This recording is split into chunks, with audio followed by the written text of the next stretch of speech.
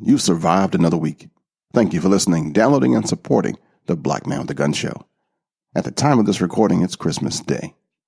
I got no business down here in the studio, but I just wanted to say I love you. And there's not a damn thing you can do about it. This week, we've done a blast from the past, episode number 196. I got some clips from Barbara Baird. I've known her that long. It came out originally in 2010. A little history lesson from 1968. And some real corny jokes going to start us off with, just to keep it light. Michael J. Woodland is going to talk about boar sighting. And Michael and I are going to do a lot more together in 2018. So stay tuned to your favorite righteous podcast, The Black Man with a Gun Show. BlackManWithAGun.com, Ken Blanchard's Pro-Gun Podcast. This is Danny DeVito, and I'd like to wish you the best for the holiday season.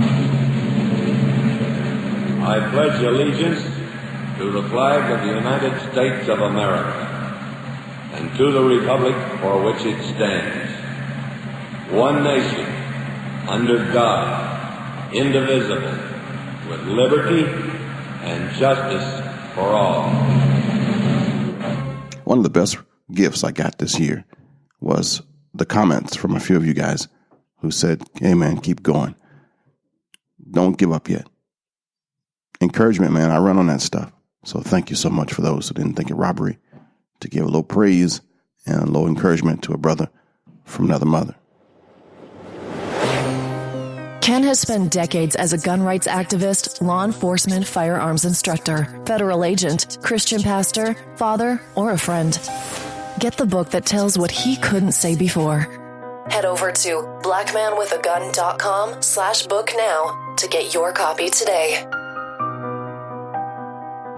Hey, I heard a couple of really stupid Yo Mama jokes that I'm going to throw in there today. I just had to tell you this one. Yo Mama is so fat, she needs 2 Facebook profiles. And she's short, too.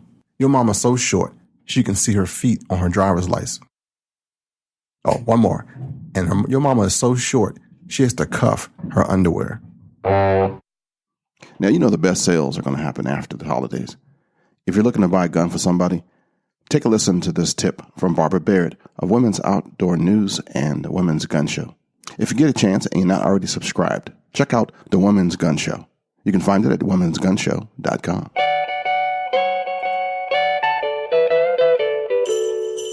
Hey, Urban Shooter. This is Barbara Baird, Women's Outdoor News. My email box has been pummeled, just fired upon, with advertisements from gun manufacturers promoting the idea of buying a woman a gun for Christmas. That might seem like a good idea, but what if your woman doesn't want a gun for Christmas? The first thing you need to do is find out whether or not she likes shooting. So you need to take her to a range and teach her how to shoot a gun. You need to spend time with your honey, showing her that guns are not these big bad things that jump up and shoot someone without reason. But first of all, you're going to have to convince her to go with you, and that might take some work. But you could say this: I would like to see you have the confidence and skill to use this gun if I cannot be here to help you. This is something along the lines that the pastor of Pistoleros, the minister of defense, Brother Ken has told you time and time again in past podcasts. Good advice. Why would she need to know this skill? Well, if she has to call 911 and she's told that the nearest law enforcement official will be there, in about 5 minutes or 3 minutes, and she knows that that door is probably going to come down in 30 seconds, or she's in a parking lot somewhere, then she is going to have some sort of defense ready to go. Also, you might want to remind her that court cases have shown that law enforcement officers are not responsible for protecting individuals. They are supposed to enforce laws and protect society at large. Once you get her to the range, you need to make sure she has adequate protection, ears and eyes. If she's going to shoot a shotgun, she needs some sort of padding on her shooting shoulder. When you're at the range, take the time to explain how to shoot. Don't be loading that gun yet and getting all macho about it. You need to tell her about the parts of a gun. You need to tell her why it's important to keep the muzzle pointed downrange at all times. Parts of a gun will include things like the trigger, chamber, magazine, barrel, action, grip. Be sure that you go over the basics of gun safety, such as the aforementioned keeping the gun pointed downrange, keeping your finger off the trigger, keeping the gun unloaded until ready to use. Don't be getting all itchy to shoot at something right away. You need to remember to tell her about range safety, about what it means to be hot on the range, and how that has nothing to do with what she's looking like at the moment.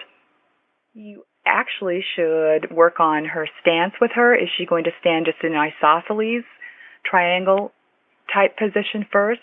I think that would be a lot better than kicking into the modified Weaver or some other stance. You also need to work on breathing. But first of all, you might want to find out which eye is her dominant eye, especially for sight alignment. I know it starts to get pretty confusing, pretty complicated, almost scary to some women. I'm an NRA instructor and teach shooting skills for pistols. And I know that a lot of my students, just their eyes start to roll back in their heads. But if you tell them this, you tell them that, look, you learn to drive a car, and there's more than one component to driving a car. You just need to figure all this out and get it all together so that you can have that moment when the shot is taken, that moment when you turn the ignition in the key and that engine starts up and you move forward. You've done that before, you can do this. So you can get up close and personal to your sweetheart during all this time if she doesn't mind. Don't be creepy about it, though. But you need to let her practice some dry firing until she gets the feel of the gun. She needs to practice standing and holding the gun just like she's ready to fire it. And if it's okay to dry fire the gun, let her do that. When she's ready, and when you've taught her how to load ammo and be safe about it, pointed down range, and she's all set up to take those shots, please make sure that those targets are not 200 yards away. I don't care if you're shooting a rifle. That's too far. She needs to have success. It's like taking a kid to a fishing pond and the kid not catching any fish. She needs to catch some fish here. She needs to shoot some holes through that paper. In my observations, seldom does someone who experiences success on the shooting range, man or woman, come away with a negative attitude towards shooting. And don't expect this to be a once-in-a-lifetime visit to the range or shooting area, because if you do this right, she'll be asking you to go there with her in the future. And besides having the companionship at the range, you might also have the knowledge then that your friend, your wife, your mom can defend herself with a gun. She might finally understand why you enjoy shooting, and she might start to understand this whole concept of hunting. If successful, you might find that you can use your wallet now to get to her heart. Those after-Christmas sales will include guns. But don't be surprised if she wants an expensive engraved walnut stock 20-gauge over and under. This same advice applies to kids, too. My husband and I have tested it on our 4 children, and so far the results are 100% in favor of the kids enjoying themselves at the range, and safely. This is Barbara Baird, Women's Outdoor News. Check us out online at womensoutdoornews.com. Thanks, Ken. You are most welcome. The Minister of Defense, the pastor of paladins, patriots, and pistoleros will be right back after these commercials. Hi, I'm Mark Craighead, founder of Crossbreed Holsters. I designed our top-selling holster, the Super Tuck Deluxe, to solve the problems of being poked, pinched, and gouged while carrying concealed. The Super Tuck Deluxe is the most comfortable, most concealable holster on the market today. We offer a 2-week free trial and a lifetime warranty. Visit us at crossbreedholsters.com. Don't forget crossbreedholsters.com. Looking forward to next year when Michael and I kind of team up a little bit better and do some video and some shooting and a whole bunch more. Here's Michael and his tip for the week. Thank you, Ken, and welcome to another Tips and Review segment. I am Michael Woodland, and today we're going to discuss bore sighting.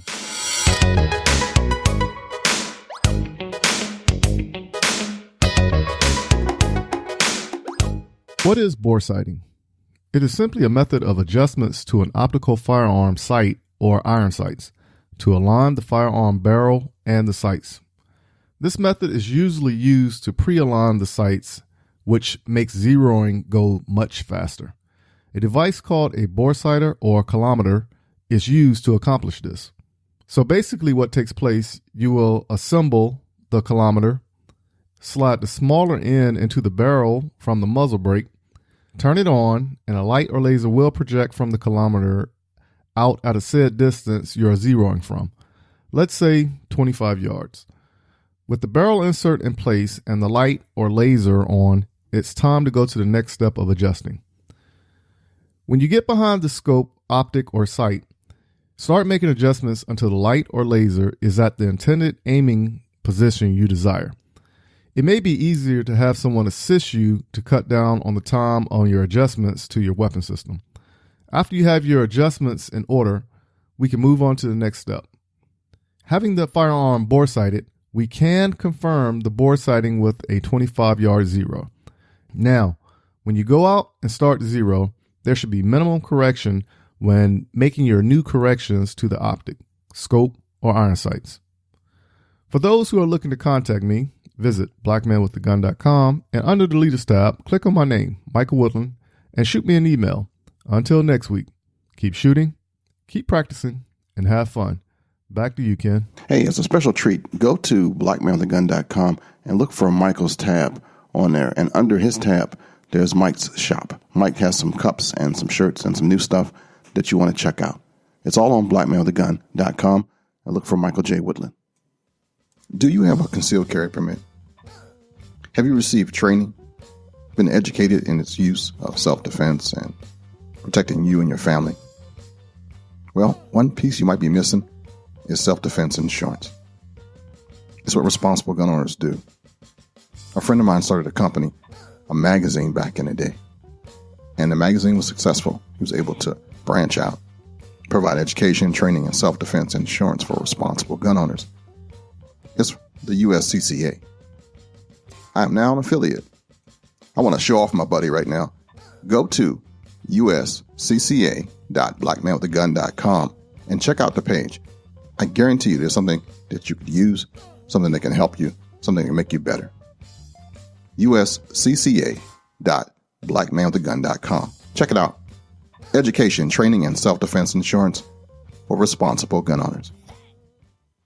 And now, back to the man who's packing more than a Browning.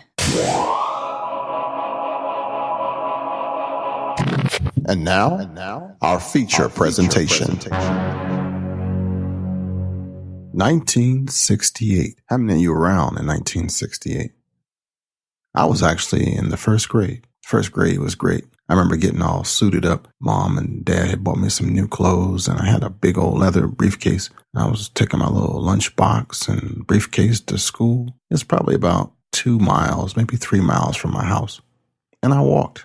Back in the day, a little 6-year-old boy could walk to school without fear of craziness. Well, so we thought. I remember walking up the big hill, past the mailbox, and across the street, and past the junior high school, down past the apartment building complexes, and I crossed the street again in front of the Wonder Bread shop, and then kept on walking. And the next corner was the school. Usually there was a crossing guard by the time I got to that last street. But before you got to the last street, there was the Candy Man. There was a little store made out of a house, and they sold all the junk that you want. Now and laters and squirrel nuts and blow pops and charm pops and bubble gums and jawbreakers and all that stuff. And if you had any money, that's where it went, to the Candy Man. Right before you got to school or when you got off. That's the first place you stopped after if you didn't eat your lunch. Oh, yeah. Elementary school. Miss Eastep, my first grade teacher. 1968. You know, the cost of a new house in 1968? About $15,000. The average income back in 1968? $7,800. Yeah. You know how much gas cost back in 1968? 34 cents. Yeah. And the average cost of a new car? Less than $3,000. People made $1.60 an hour. That was the federal minimum wage. And the average house price was about $4,300. Can you believe that? Hard times. But everybody thinks that the old days were the good old days. Not necessarily so. We had some pretty crappy times back in the old days, too. I don't remember everything, but when I put the pieces together of the past, I remember as a kid, unbelievable. We got the Gun Control Act of 1968. Now, how did I get 1968 out of episode 196? Look at the numbers. 1968. That's what kind of jarred my memory, and I thought, let's go back to 1968. The Gun Control Act of 1968 actually signed into law by Lyndon Baines Johnson. 22 October, I believe. And it changed the way we do stuff today. But prior to this, the last big gun control thing was the Firearms Act of 1934. Almost 34 years exactly, they did it again. But it really wasn't because of the crime issue. It was the culture and society at the time. A lot of stuff happened in the 60s and folks were all spun up, topsy-turvy, even though it was the good old days for me. It was a rough for the world. It was some heavy stuff. 1963, we lost John F. Kennedy from assassination in Dallas, all the way down through the civil rights issue. 1968, in January, North Korean patrol boats captured the USS Pueblo. North Vietnamese launched the Tet Offensive. Unbelievable. Vietnam was really kicking tail back then. In February, Dr. Reverend Martin Luther King Jr. delivered his fiery speech that ended up being his eulogy at Ebenezer Baptist Church in Atlanta. Every now and then, I guess we all think realistically about that day when we will be victimized with what is life's final common denominator. That's something we call death. We all think about it, and every now and then I think about my own death, and I think about my own funeral, and I don't think of it in a morbid sense. Every now and then I ask myself, what is it that I would want said? And I leave the word to you this morning. If any of you are around when I have to meet my day, I don't want a long funeral. And if you get somebody to deliver the eulogy, tell them not to talk too long. And every now and then I wonder what I want them to say. Tell them not to mention that I have a Nobel Peace Prize. That isn't important. Tell them not to mention that I have 300 or 400 other awards. That's not important. Tell them not to mention where I went to school. I'd like somebody to mention that day that Martin Luther King Jr. tried to give his life serving others. I'd like for somebody to say that day that Martin Luther King Jr. tried to love somebody. I want you to say that day that I tried to be right on the war question. I want you to be able to say that day that I did try to feed the hungry. I want you to be able to say that day that I did try in my life to clothe those who were naked. I want you to say on that day that I did try in my life to visit those who were in prison. I want you to say that I tried to love and serve humanity. Yes, if you want to say that I was a drum major, say that I was a drum major for justice.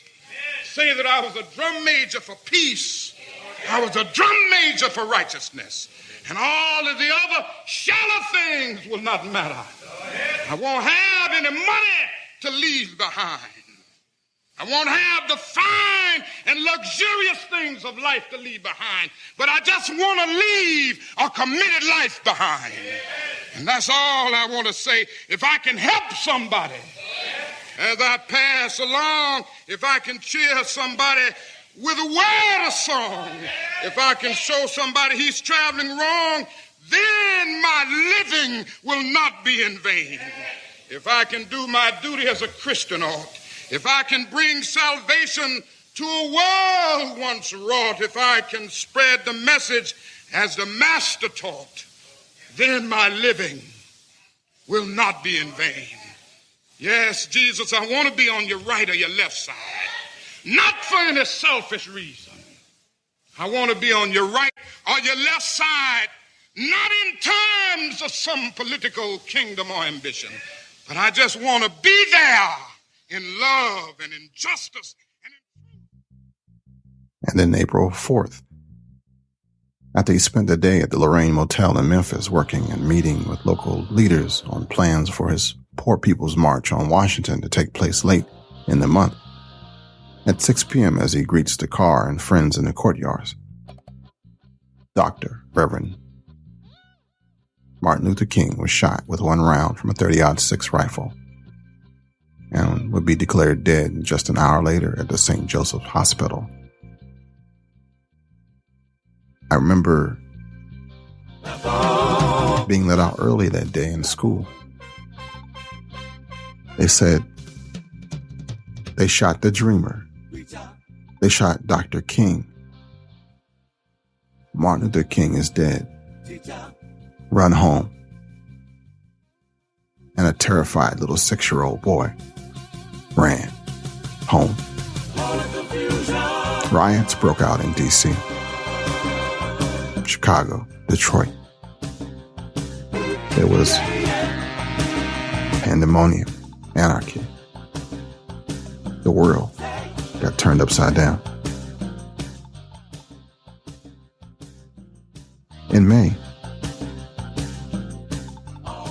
in France, there were some issues. There was Bloody Monday happened, and so much turmoil. In June, Andy Warhol was shot. Robert Kennedy was assassinated in June.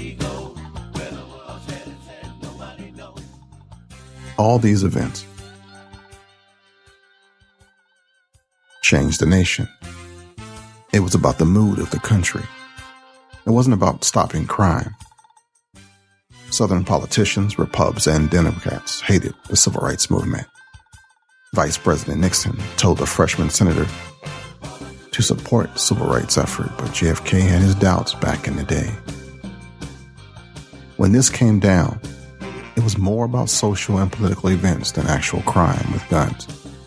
Like a lot of gun legislation that's passed right now, and over the last 50 years, it's targeting the wrong individuals. Why? Because no crisis is ever wasted. The Gun Control Act of 1968 didn't reduce crime. It only limited civilian sports shooting. Background checks became mandatory for the first time, regulated the importation of foreign-made firearms. It restricted FFL licensing, record holding, and keeping, and made handguns you couldn't buy by Sears catalog anymore. To be a federal firearms person, you had to go through the government. You had to get a kit. You had to be approved. No longer could you just buy and sell a gun. You couldn't buy it at a Kmart or a Walmart. At one time, you could. The Gun Control Act of 1968 changed the way the National Rifle Association was, too. They became more active after that, politically. Before, they were all marksmanship, hunters, safety, and just about everybody was a member of the National Rifle Association. A little bit after that, the late, great Neil Knox stepped forward and led the charge for a stronger gun lobby. But it all came after the Gun Control Act of 1968. Those were the good old days. Nobody seems to remember Robert F. Kennedy. Robert Kennedy was shot by Sirhan Sirhan. The peace movement had continued to grow, and more Americans were against the war in Vietnam. And more riots occurred throughout cities in America. The music scene was once again set by the Beatles and the Rolling Stones. Hey Jude was on the top 20, I believe. There was a flu pandemic called the Hong Kong flu back then. And the first Black Power salute seen on television worldwide during the Olympics happened during the medal ceremony. And Robert F. Williams published Negroes with Guns, where I got the idea for Black Man with a Gun. Thanks for going back with me in time. The more things change, the more they stay the same. Fight on, people. Fight on. Speaking of fighting, did you read David Cole's article on blackmanwithagun.com? Yeah, check it out when you get a chance. Way to go, Dave.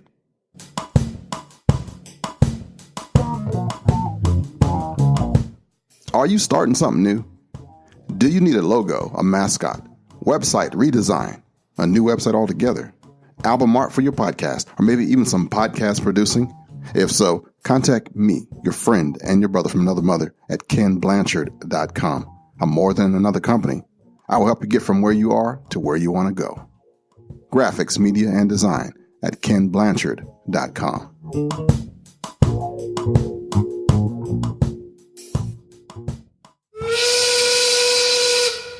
All right, that's the end of this week's show, and I want to say thank you. Thank you so much, and have a very, very, very Merry Christmas. And I say very because it's supposed to happen and last longer than one day. Don't understand that? Check me out at the Speak Life podcast, and I'll explain it to you. But oh well, since I'm here. The world, as all we know, is sensual. It's hearing, it's touch, it's sight, it's smell, it's taste. But it's still, all of it leaves us unfulfilled and wanting for stuff. We fight over what we don't have. We fight when we are unsatisfied with what we do. We are fearful that we are wrong. We're frustrated when we are. We get mad that someone made us find out to be the phonies that we are.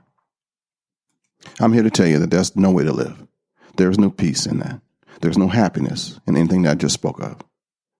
The Slinky that you got for Christmas is still on the bottom of the toy box on Valentine's Day.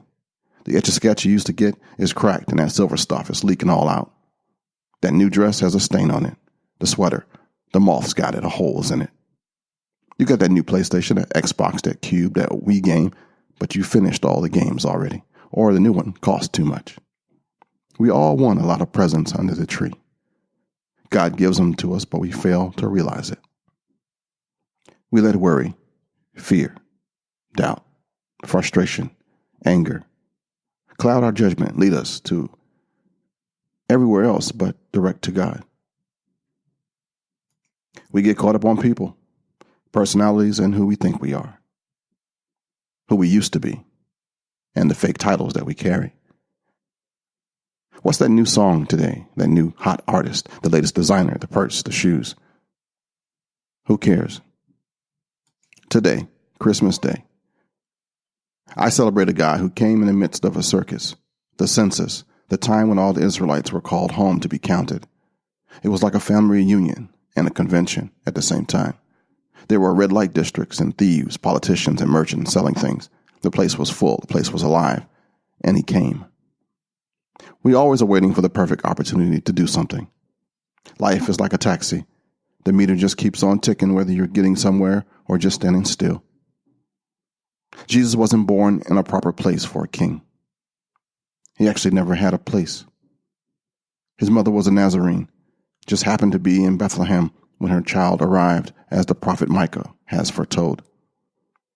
Mary and Joseph took the child to Egypt for safety, then to Nazareth, after the warning of an angel not to return to the area of Bethlehem.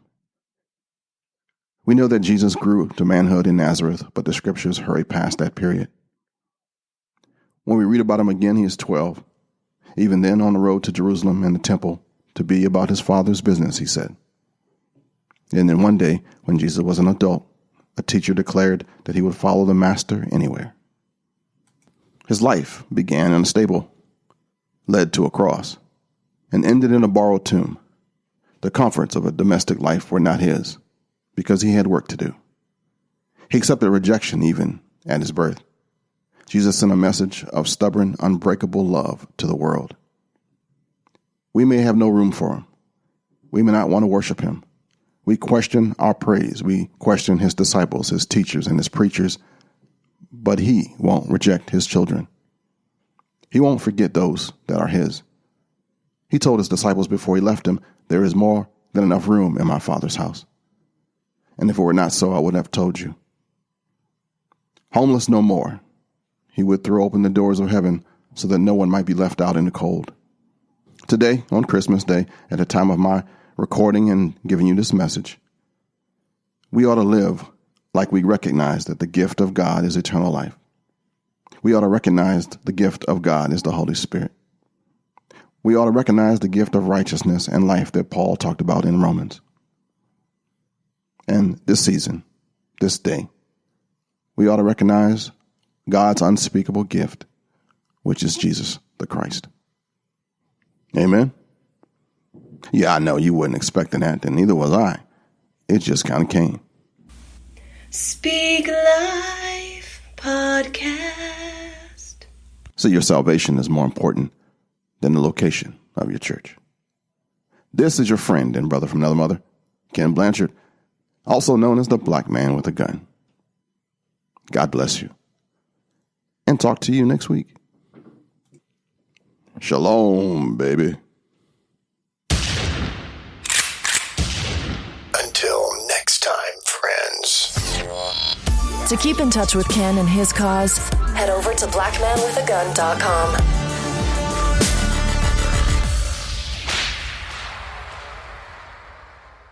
Hello, everybody. This is William Shatner, and a Merry Christmas and a Happy New Year. Hi, this is George Takei from Star Trek, wishing all beings on all planets a Merry Christmas and a Warp Speed New Year. Hi, this is Jonathan Frakes from Star Trek The Next Generation, wishing the entire universe a happy holiday season. And if I'm going to tell you one thing, I'm going to tell you this. Have a safe and happy New Year and Christmas, but don't drink and drive. Do one or the other.